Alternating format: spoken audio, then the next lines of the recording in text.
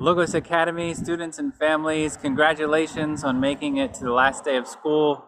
Students, thanks for all your hard work over the past few months. We're proud of you for finishing this school year.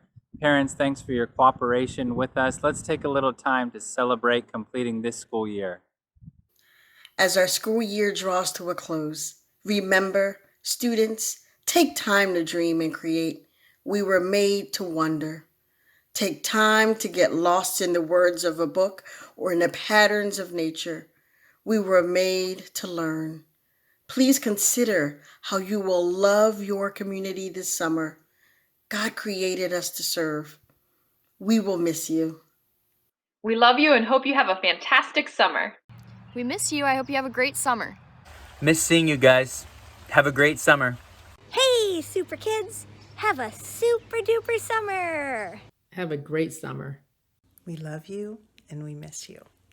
Hey, we love you. We miss you. Jesus loves you the most. Have a good summer. We miss you. And hope to see you soon. And have a great summer. We love you. Have a great summer. Hey students, missed you here at the end of the school year, but have a great summer and we'll see you again in the fall. We miss you. Have a great summer. Have a great summer. I'm going to miss you so much. Have a great summer. Have an outstanding summer. Have a great summer. Just remember, you're loved. Have a great summer! We miss you, but we can't wait until we get to see you next year. Have an amazing summer. We miss you and we can't wait to see you next year.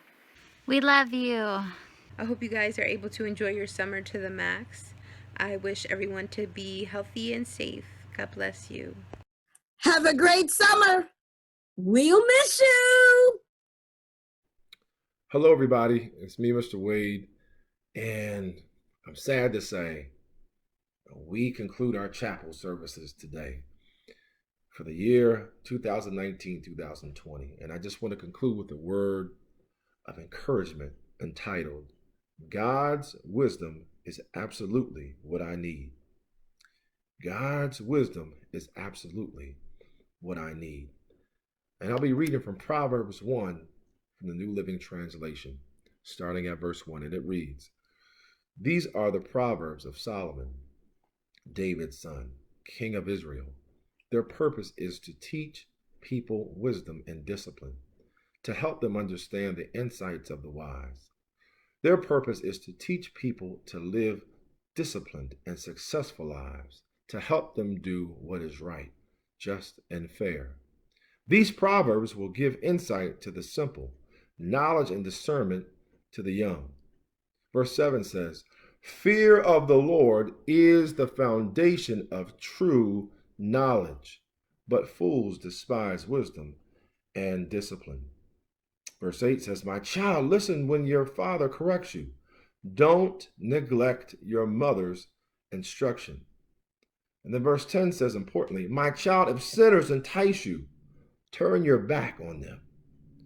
And then verse 20 says, Wisdom shouts in the streets. She cries out in the public square. She calls to the crowds along the main street, to those gathered in front of the city gate. How long, you simpletons, will you insist on being simple-minded? For the simpletons turn away from me to death. Fools are destroyed by their own complacency. Well, we conclude in 33 and it says, But all who listen to me will live in peace, untroubled by fear of harm. The book of Proverbs was designed to help you. It was designed to help youth, cope with life. It shows how to have honesty, diligence, trustworthiness, the ability to hear and obey, control of one's appetites, the cultivation of true and proper speech, and correct attitudes towards riches and poverty.